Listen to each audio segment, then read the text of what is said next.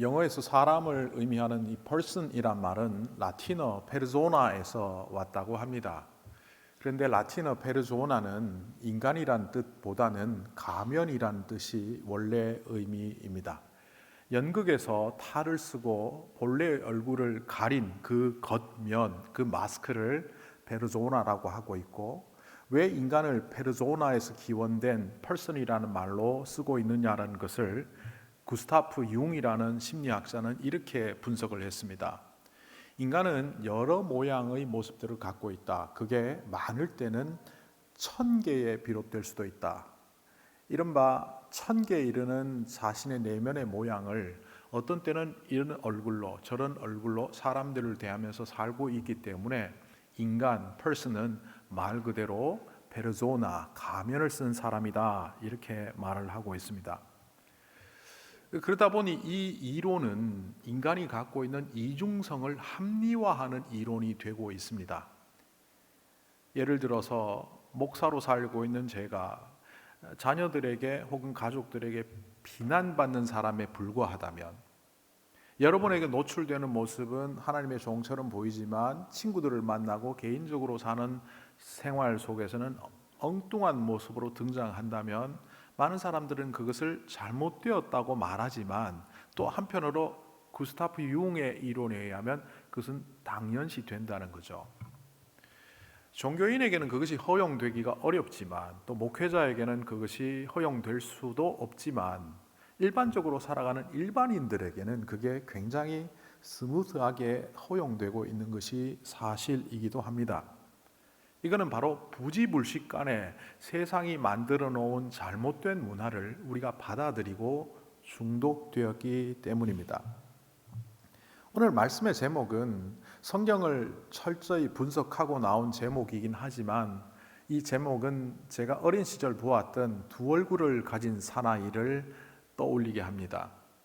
헐크가 주인공이 되었던 그 미국 드라마는 인간이 갖고 있는 이중적인 모습을 드라마로 만들어 놓은 것입니다. 그런데 이것은 그 1970년대에 나온 드라마가 나오기 훨씬 이전에 여러 문학 작품을 통하여 사용되던 인간 이중성의 전형적인 클리셰입니다. 여러분도 잘 알고 있는 1866년, 제가 해수를 틀리더라도 용서해 주시기 바랍니다. 하여튼 그 어간에 스티븐슨이라는 작가가 만든 지킬 박사와 하이드, 지킬인데 제가 치킬로 나왔네요. 지킬 박사와 하이드라는 작품에 보면 그 작품에서 인간이 갖고 있는 선한 면과 악한 면을 두 사람의 모습을 통하여 투영하고 있는 것을 볼 수 있습니다. 인간이 갖고 있는 이중인격적 태도를 스티븐슨이라는 작가는 그 작품을 통해서 잘 표현했고 경고하고 있고, 인간의 이중성이 얼마나 위험한지를 그런 작품들을 통해서 보여주고 있습니다. 그럼에도 불구하고 우리는 계속 이중적인 태도를 취하고 그것이 당연하다 합리화하며 살고 있지요. 왜 그럴까요? 세상의 문화가 그런 이중적인 구조 속에서 여전히 있기 때문입니다. 대통령을 선출하고 국회의원을 선출하고 도덕적으로, 법적으로, 사회적으로 아무런 문제가 없는 사람이기를 우리는 기대하고 선출했음에도 불구하고 추후에 그들의 모습을 보면 법적으로도 도덕적으로도 사회적으로도 심지어는 보통 사람도 하지 않는 나쁜 것들을 갖고 있는 이중적 태도를 보면서 우리는 실망하기 그지없지만, 이 또한 우리가 살고 있는 세상의 모습이다, 그렇게 생각합니다. 이중성을 인정하면서도 한편으로는 그 이중적 태도를 굉장히 싫어하는 것이 우리들의 모습입니다. 그런데도 이런 이율배반적인 삶을 살아가는 모습은 어디에 기인한 건가 생각할 필요가 있습니다. 그것은 간단히 말하면 세상이 갖고 있는 잘못된 문화를 우리가 쉽게 받아들이고 거기에 중독되어서 살아가는 결과물이다, 이렇게 볼 수 있습니다. 그 중에 비근한 예를 하나 든다면 한국 사람들만 신봉하고 있는 혈액형과 관련된 성격 분석입니다.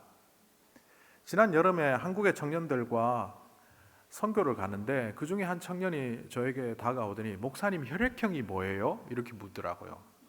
의사도 아닌데 수술 받을 것도 아닌데 왜 갑자기 혈액형을 물을까? 이렇게 생각할 수도 있지만 한국 사람들은 그 혈액형을 통하여 그 사람의 성향 내지는 성격을 판단합니다.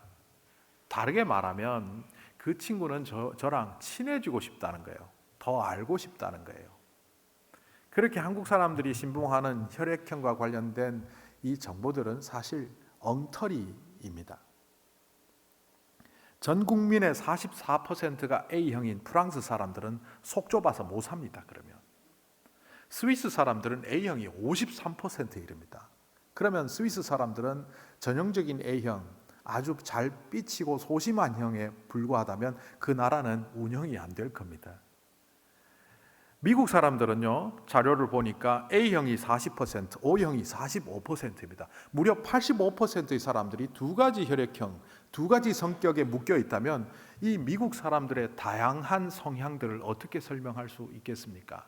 그러니까 이 혈액형은 성격 분석을 할 수 있는 근거도 자료도 될 수 없다는 것을 보여줍니다. 그런데도 불구하고 한국 사람들은 왜 이것을 이렇게 믿게 되었느냐? 요즘은 MBTI에 빠져서 혈액형은 조금 내려놓은 듯 하긴 하지만 1970년대부터 80년대, 90년대, 2000년대 이르기까지 40-50년 동안 이 혈액형 성격은 철저히 한국 문화 속에서 신봉되어 왔습니다. 그런데 엉터리입니다. 제가 그 뿌리를 찾아보니까 1970년대 초에 일본에서 발간된 한 책에서 비롯되었습니다. 혈액형 인간학. 노미 마사이코라는 작가가 글을 썼는데요. 이 사람은 전문가가 아니라서 전문가의 책을 인용했다고 합니다. 그 전문가는 다름 아닌 일본 사람 다케지라는 철학과 교수입니다.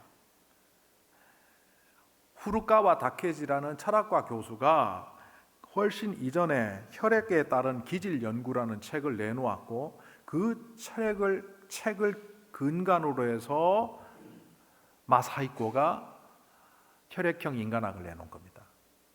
그런데 이 후루카와 다케지라는 사람이 독일에 유학을 가서 이 정보를 처음 접하게 되는데 그 당시 독일의 혈액형과 사람의 성격이 영향이 있지 않을까, 관련이 있지 않을까 연구를 했고 그 연구의 결과가 사회적으로 인정받지 못하고 사라져 버렸습니다. 그런데 거기에 빠졌던 이 일본 철학과 교수가 일본에 와서 책을 썼고 그 철학과 교수가 써놓은 엉터리 책을 갖고 또 작가가 책을 쓰므로 한국 사회는 그것을 받아들이게 되었다는 어처구니 없는 현실이 거기에 있습니다. 그런데 더 무서운 게 뭔지 아십니까? ABO 혈액형 구분법이 1910년도에 의학계에서 인정을 받기 시작하는데 그때 아시죠? 유럽 서구 사회는 지금도 그렇지만 백인이 제일 우월하다는 문화가 있었습니다. 그래서 이 혈액형을 갖고 백인의 우수성을 찾아보려고 여러 가지로 연구하던 인종차별적 연구 중에 하나가 방금 소개한 혈액형과 인간의 성격을 분석하는 연구인데 자기들도 인정하지 못해서 폐기 처분한 것이 일본으로 가서 한국으로 와서 이런 엉터리 문화를 만들어내고 있습니다. 예를 좀 길게 설명하긴 했지만 이렇게 정확히 따져보면 사실도 아니고 엉터리에 불과한 것이 한국이라는 사회를 40-50년 동안 주도했던 것을 보면 참 어처구니가 없습니다. 그런데 오늘 성경에서 예수님께서 말씀하시는 이 바리새인의 누룩이 사실 2000년 유대 사회를 사실이 아님에도 관통하고 있던 이중적인 모습의 한 현장이었다는 것을 오늘 말씀을 통해서 우리는 이해할 수 있습니다. 그러니까 바리새인들이 그토록 귀하게 여겼고 옳다고 여겼던 그 문화와 그 당시의 신앙적 가치들이 근거가 없고 어떻게 보면 엉터리였다는 것을 알 수 있다는 겁니다. 오늘 말씀을 조금 더 살펴보기 위해서 몇 가지 단어들을 살펴볼 필요가 있는데 오늘 수천 명의 사람들이 예수님께 몰려왔다 이 표현이 나오는데 간혹 새번역과 개역 개정판을 같이 보는 사람들은 이런 질문을 합니다. 개역에는 수만 명이 나오는데 왜 세 번역에는 수천 명으로 줄어 있습니까? 헬라어 미리아돈이라는 이 단어는 만 명인지 천 명인지를 밝히는 것이 아니라 굉장히 많은 사람들을 의미하는 단어입니다. 한국 사람들의 문화선 속에서 제일 많은 것을 의미할 때 과거에 100을 말하기도 했습니다. 그래서 100가지 성을 가진 사람들 해서 people을 백성이라고 했습니다. 그런데 조금 더 많은 사람들을 의미할 때는 만입니다. 그래서 미리아돈이라는 단어를 수만 명이라고 번역하긴 했지만 이것을 헬라 내지는 로마 방식으로 번역을 한다면 수천 명이라고 하는 것이 맞습니다. 로마의 군단은 레기온으로 구성되어 있고 최고 많은 군단의 숫자는 6천 명입니다. 그러니까 로마인의 문화 속에서 사람이 많다 그러면 수천 명이 모였다 이렇게 표현하는 것이 맞기에, 또 어떤 문화권에 가면 숫자가 6가지밖에 없는 지역도 있다고 합니다. 수의 연구에 대해서 써놓은 책들을 보면 1, 2, 3, 4, 5, 6 많다 이러는 부족들이 굉장히 많다는 거죠. 많다는 수의 개념은 모두 다르기 때문에 여기서 이것이 수천 명이냐 수만 명이냐는 따를 필요가 없고, 상당히 많은 사람들이 서로 발을 밟고 서로 몸을 스쳐 눌릴 만큼 많은 사람들이 몰려왔는데 그 상황 속에서 예수님이 주목하는 사람들은 제자들이었다는 겁니다. 그래서 예수님께서 제자들에게 오늘 독특한 말씀을 하십니다. 제자들아, 내 말을 귀 기울여 들어라. 너희들은 바리새인의 누룩을 경계하여라. 누룩은 알다시피 좋은 겁니다. 이스트라고 하는 그 누룩, 효모는 밀가루 반죽 속에 들어가서 밀가루를 발효시킵니다. 변화를 가져온다는 거죠. 이 효모 자체는, 누룩 자체는 악하고 선하고의 문제가 아닙니다. 그런데 이 누룩 앞에 예수님께서는 바리새인의 누룩이라고 붙였습니다. 복음서를 찾아보면 이 누룩과 결부해서 예수님께서 헤롯의 누룩, 사두개인의 누룩, 바리새인의 누룩 이렇게 다양하게 붙이는 것을 볼 수 있습니다. 그렇다면 바리새인의 누룩과 사두개인의 누룩과 헤롯의 누룩은 다른 겁니까? 어떤 때는 그것을 묶어서 말씀하신 것으로 볼 때 이것은 바로 세상이 잘못 알고 있는 이중적이면서도 나쁜 문화를 일컫는 것임을 우리는 짐작해 볼 수 있습니다. 그러니까 오늘 이 말씀은 몰려드는 회중들을 향하여 하신 말씀이 아니라 이미 예수님을 믿고 예수님의 말씀에 대하여 반응하고 있는 믿는 자들, 그런 의미에서 제자들을 향하여 하신 말씀입니다. 예수님께서 누룩을 이야기할 때 앞에서 말씀드린 것처럼 바리새파, 사두개파, 헤롯의 이름을 붙여서 나쁘게 설명하시기도 했지만 마태복음 13장에 보면 이렇게도 말씀하십니다. 또 비유로 말씀하시되 천국은 마치 여자가 가루 서말 속에 갖다 넣어서 전부 부풀게 한 누룩과 같으니라. 겨자씨를 천국을 설명하는 데 쓰시기도 했고 어떤 때는 누룩을 통해서 천국을 설명하는 비유로 사용하신 것으로 볼 때 이 누룩 자체가 악한 것이 아니라 누룩 앞에 뭐가 붙어 있느냐에 따라서 이것은 전혀 다른 의미로 다가온다는 것을 볼 수 있습니다. 그렇다면 바리새인들은 누굽니까?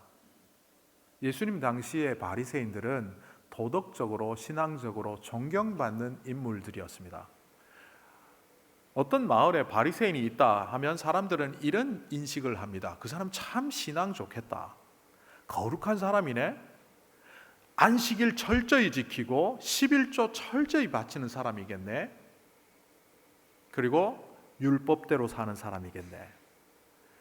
어떤 공동체 안에서 율법대로 살며 요즘식으로 얘기하면 주일 잘 지키고 11조 헌금하면서 교회 안에서 열심히 신앙생활하는 사람을 우리는 거룩하다라고 얼핏 말합니다. 그것처럼 당시의 바리새인들도 거룩한 사람으로 인정받던 사람입니다. 그게 뭐 그렇게 나쁜 것도 아닙니다. 그런데 그들의 문제는 뭡니까? 예수님께서 이미 지난주 말씀을 통하여 지적하신 것처럼 그들은 충격적인 심각한 죄악을 저지르고 있는데, 지식의 열쇠, 그 지식의 열쇠는 다른 말로 천국의 열쇠라고 지난주에 말씀드렸습니다. 천국의 열쇠를 가졌음에도 불구하고 천국의 문을 여는 수단으로 사용하지 않아서 자신도 다른 사람들도 천국에 이르지 못하게 하는 방해자의 역할을 한다는 겁니다. 그들이 어떻게 했길래? 그들은 여전히 율법을 지키고 11조를 잘 드리고 안식일을 잘 지키면서 주님께 예배하는 자, 이른바 거룩한 자인데 왜 그들이 천국의 문을 닫는 자가 되었습니까? 그들의 거룩을 통하여 그들은 편가르기를 했습니다. 나는 주일 성수하는 자야, 안식일 잘 지키는 자야, 11조 하는 자야, 율법대로 사는 사람이야. 시장통에 가서 너희들 안식일도 잘 안 지키고 11조도 잘 안 하고 너희들 예배도 잘 안 오지, 그렇게 살면 안 돼. 너와 나는 수준이 달라.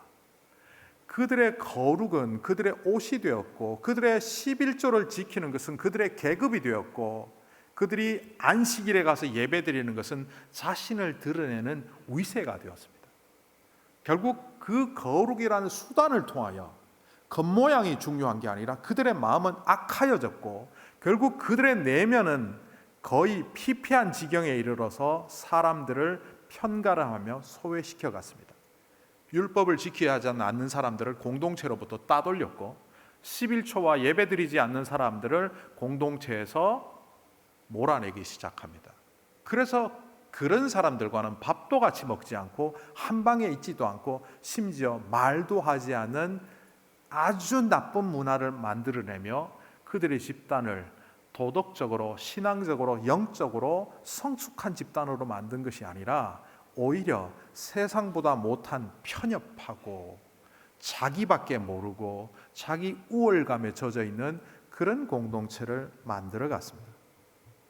예수님은 그것을 바리새인의 누룩이라고 하셨습니다. 이게 얼마나 급속히 퍼졌는지 주변의 사람들이 판단도 하지 않고 그것에 대하여 비판적 태도도 취하지 않은 채 무조건 받아들여서 모두가 다 그런 생각을 갖게 했기 때문에 그들의 그런 나쁜 문화를 누룩이라고 하였던 것입니다. 현재 우리에게 이런 누룩이 있다면 어떤 것이 있을까요? 교회를 이 땅에 세우실 때 하나님께서 교회 가운데 맡기신 일이 있습니다. 그 중에 가장 중요한 일은 마태복음 28장과 사도행전 1장 말씀을 언급하지 않더라도 영혼구원이라는 것을 누구나 알고 있습니다. 그런데 이 영혼구원의 소중함을 오늘날 교회는 잃어버렸습니다. 조금 더 낮게 표현하면 귀찮아하고 불편해합니다. 여러분, 금년에 한 명의 믿지 않는 사람을 주께로 인도하는 일에 온 힘을 기울이셨습니까? 혹 누군가는 그러겠죠.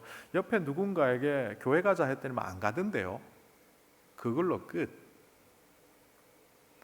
바리새인의 누룩에 오염되거나 전염된 사람들은 그런 겁니다. 영혼 구원의 역사가 이 땅에 믿지 않는 자들을 향하여 하나님의 복음을 제시하는 것이 우리의 목적임에도 불구하고 얼핏 시간 날 때 가끔 하는 것 정도. 어제 새벽 기도회 때 제가 이런 얘기를 했습니다. 예수께서 우리를 위하여 십자가의 지심으로 십자가는 두 가지 효과를 우리에게 주셨다. 하나는 죄에 대하여 죽고 하나는 의에 대하여 살게 하신다. 그런데 오늘날 이 시대에 잘못된 복음의 누룩이 뭔지 아십니까? 죄에 대하여 죽고 요것만 가르칩니다. 과거에 우리가 죽을 수밖에 없는 죄인으로 살아가던 그 죄인의 자리에서 우리를 구원하신 것, 그것이 십자가의 효능의 전부인 것처럼 가르쳐 예수 믿고 난 이후, 구원받은 이후 우리는 여전히 아무것도 바뀌지 않은 채 구원받기 이전의 모습을 그대로 갖고 살아가는 것이 아무 문제 없는 것처럼 가르쳤다는 겁니다. 이것을 제가 쉽게 설명하기 위하여 어떤 사람이 암 수술을 받았는데 암 수술을 하면서 이를테면 갑상선을 제거를 했습니다. 갑상선에 있는 암세포를 떼어내기 위하여 갑상선 자체를 드러냈습니다. 수술이 성공적이어서 암세포를 모두 제거했기 때문에 이 사람은 좋은 결과로 되었습니다. 그런데 그 사람은 매일 한 알씩 갑상선 제거한 사람이 먹어야 되는 그 약을 먹지 않으면 갑상선 제거함으로 성공적인 수술을 하였음에도 불구하고 그 효과를 누리지 못한 채 몸도 망가지고 나오지 않는 그 호르몬 계열 때문에 건강에 문제가 심각하게 생기는, 다르게 말하면 수술의 효과를 훼손하는 몸을 갖고 살아갈 수밖에 없다라고 어제 설명을 드렸습니다. 주님께서 우리에게 바리새인 누룩을 경계하라고 한 것은 단순히 주님 뜻대로 살고 주님의 의를 이루며 하라는 것이 아니라 오히려 우리가 주님 뜻대로 살지 않아서 망한 인생으로 가는 것, 망한 길로 가는 것을 막고 방지하시기 위하여 바리새인의 누룩을 경계함으로 너희들이 참으로 살아있는 능력의 그리스도인이 되라고 그렇게 말씀하심에도 오늘날 교회는 누룩에 오염된 채 살아갑니다. 그러다 보니 또 다른 누룩이 있다면 자녀들을 제자로 만드는 일인데도 불구하고 자녀들을 오히려 세상에서 좋은 학교, 남들보다 높은 자리, 남들보다 좋은 집, 많은 돈을 가지면 성공한 인생이라고 우리들의 누룩으로 자녀들을 오염시키며 살아가고 있는 겁니다. 성경은 끊임없이 우리에게 말합니다. 하나님과 재물을 겸하여 섬길 수 없다. 그때 재물은 맘몬입니다. 과거의 맘몬은 우상이었습니다. 오늘 우리에게 돈은 우상이 아니다. 나는 거기에 예배를 드리지도 않고 거기에 재물을 갖다 바치지도 않는다고 변명할지는 모르지만 하나님보다 더 우위의 재물이 있다면 우리는 하나님과 재물을 겸하여 섬길 수 없다는 예수님의 말씀처럼 우리는 재물과 돈을 섬기는 자에 불과하다는 겁니다.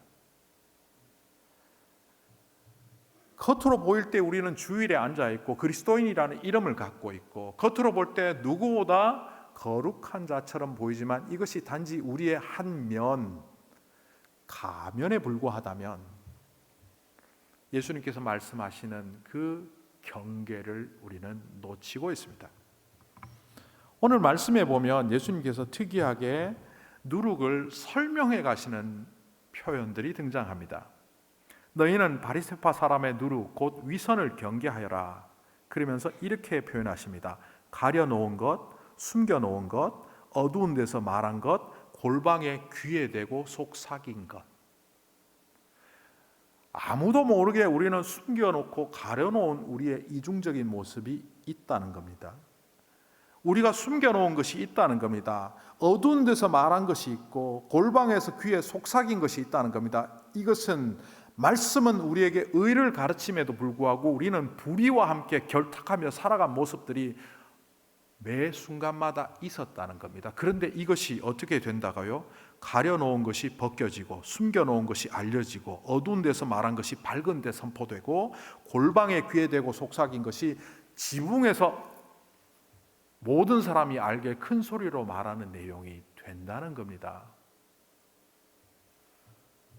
우리의 이 이중적인 구조 속에 여전히 중독된 채 살아가고 있다면 우리는 바로 그런 모습으로 주님 앞에 서는 자들이 될 겁니다.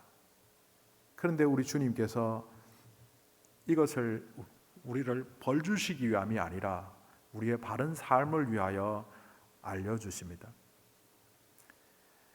패배주의와 편협한 생각과 기복주의에 빠져있는 우리들에게 하나님께서는 그것을 내려놓음으로 폭넓은 주의 나라의 백성이 되고 깊이 있는 하나님의 자녀가 되고 그 누구보다 밝히 하나님의 뜻을 분별하는 주님의 제자가 되라고 말씀하십니다. 그렇게 되면 세상은 달리 보입니다. 우리가 그 이중성을 내려놓고 하나님 앞에서 속과 겉이 일치하는 사람으로 성숙해져 가면 세상은 달리 보입니다. 우리는 흔히 세상이 바뀌면 내 인생이 바뀔 것이라고 생각해서 조건과 상황을 늘 바꾸려고 하지만 하나님은 늘 우리에게 나 자신이 바뀌어야 된다고 가르치십니다. 구약에 한나라는 여성이 있었습니다. 그는 아들을 어렵게 낳았는데 그 아들의 이름을 사무엘이라고 지었습니다. 아들을 낳기 전까지 그는 한 남자의 아내 중에 한 명이었습니다. 브닌나라는 다른 아내가 있고 자기는 그 남편의 아내로서 아이를 못 낳았는데 브닌나가 그를 굉장히 괴롭힙니다.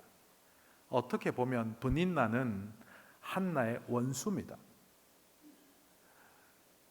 그런데 브닌나가 있었기 때문에 한나는 기도하기 시작했고 그 기도에 응답하신 하나님의 은혜로 말미암아 사무엘을 낳았고 사무엘을 낳고 난 다음에 그는 큰 깨달음을 얻어 하나님께 그 귀한 아들을 바치고 또 다른 아들을 얻어 그의 삶이 풍성하고도 풍성한 삶으로 갈 수 있도록 되었습니다.